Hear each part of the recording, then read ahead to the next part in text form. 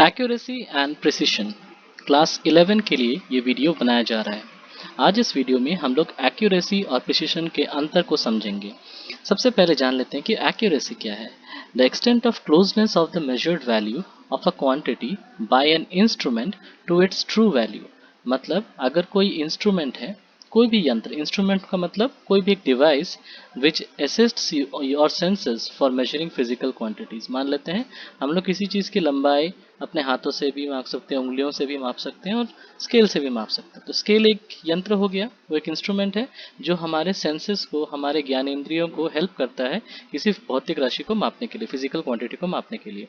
तो किसी भी लेंथ को अगर हम लोग माप रहे हैं, मान लेते हैं कि एक पेन है, पेन की लंबाई को माप रहे हैं, तो उसकी लंबाई का जो एग्जैक्ट वैल्यू है और आपने जो मेजर किया है, मेजर करने के बाद जो आंसर आया है, उनके बीच में कोई अगर अंतर है तो उसे हम लोग एरर कहते हैं। और वो कितना एरर कम है, कितना वो करीब है आपके एक्चुअल रिजल्ट से, उसी को कहते हैं एक्यूरेसी। तो एक्यूरेसी क्या है? Accuracy is the closeness of the measured value. जो आपने मापा है उसका मान जो है वो कितना करेक्ट है या कितना क्लोज है ट्रू वैल्यू के।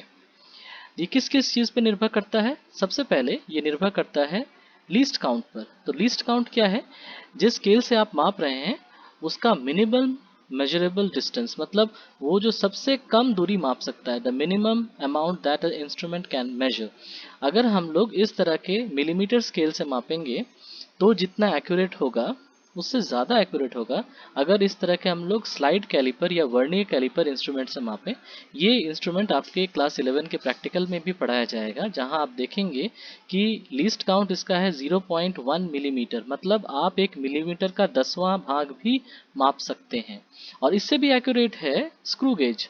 स्क्रू गेज जो है इसमें 1 मिलीमीटर का 100वां हिस्सा 0.01 मिलीमीटर आप करेक्ट माप सकते हैं। तो जितना आपका लीस्ट काउंट बेहतर होता जाएगा उतना आपका एक्यूरेसी बढ़ेगा। नेक्स्ट बात करते हैं सेंसिटिविटी की। एक्यूरेसी निर्भर करता है सेंसिटिविटी पर भी। सेंसिटिविटी क्या है? मान लेते हैं एक वोल्ट मीटर है, वोल्ट मीटर में जितना ज़्यादा वोल्टेज आएगा उतना ज़्यादा ये कांटा घूमेगा, मतलब उतना एंगल ये कांटा घूमेगा।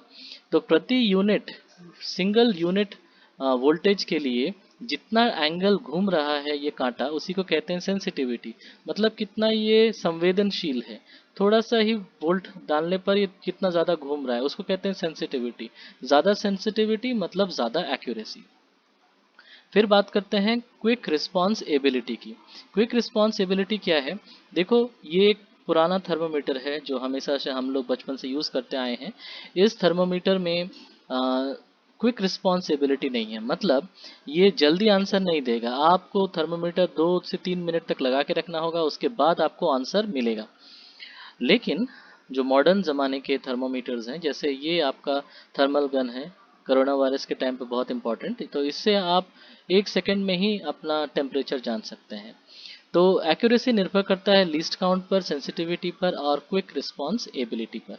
अब बात करते हैं प्रिसीशन की। प्रिसीशन का मतलब the extent of closeness of the measured value of a quantity to its mean value. मतलब जो औसत मान है उससे कितना करीब है, मतलब जितने भी आपके आंसर्स हैं वो एक दूसरे के कितने करीब हैं। आपका ये आंसर आना चाहिए, आपके ये आंसर्स आए हैं, तो आपका जो मीन वैल्यू है ये है आपका मीन वैल्यू।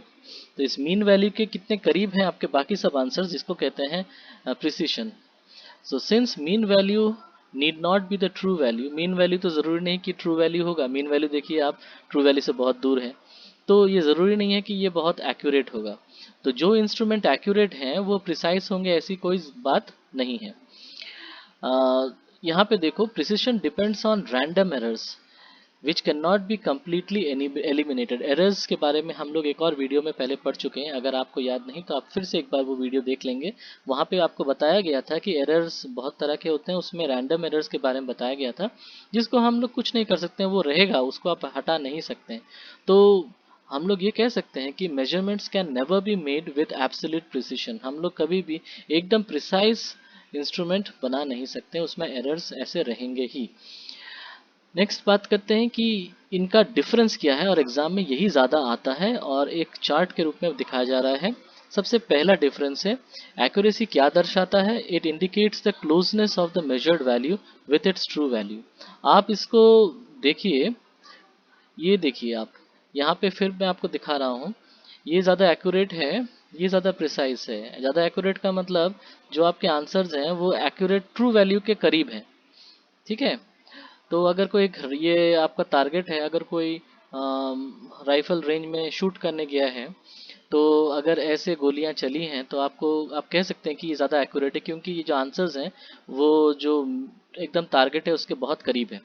लेकिन अगर आप इसमें देखें तो यहाँ पे प्रिसिशन ज़्यादा है बंदूक में, कि बंदूक जब भी फायर कर रहा है मोटा मोटी एक ही जगह पे फायर कर रहा है। ये बात अलग है कि वो गलत जगह फायर कर रहा है, मतलब जो उनके जो मीन वैल्यूज़ हैं उनके करीब हैं सारे, तो फिर उसको कहेंगे प्रिसाइज। सब सारे आंसर्स एक दूसरे के करीब, दैट इज प्रिसाइज। और सारे आंसर्स अगर मोटा मोटी ट्रू वैल्यू के करीब, तो उसको हम लोग कहेंगे एक्यूरेट। हम लोग अब आ जाते हैं इस वैल्यू में वापस। It depends on systematic error, ये सिस्टमैटिक एरर पर डिपेंड करता है एक्यूरेसी, और प्रिसिशन डिपेंड करता है रैंडम एरर पर। It can be increased with better methods and better instrument. आप एक्यूरेसी को बेहतर बना सकते हैं बेटर इंस्ट्रूमेंट से, बेटर मेथड से, लेकिन प्रिसिशन को आप केयरफुली काम करके ही कर सकते हैं, ज़्यादा कुछ यहाँ पे कर नहीं सकते। नेक्स्ट है, better accuracy is indicated by higher number of significant figures. Significant figures को लेके भी एक वीडियो है, आप उसको देखेंगे तो आपको और भी क्लियर हो जाएगा। सिग्निफिकेंट फिगर्स जितने ज़्यादा होंगे उतना ज़्यादा एक्यूरेसी होगा, लेकिन प्रिसिशन में ऐसी कोई बात नहीं है। तो आज इस वीडियो में हम लोग यहाँ तक ही पढ़े। आज हम लोग ने अंतर सीखा एक्यूरेसी और प्रिसिशन के बारे में। Thank you.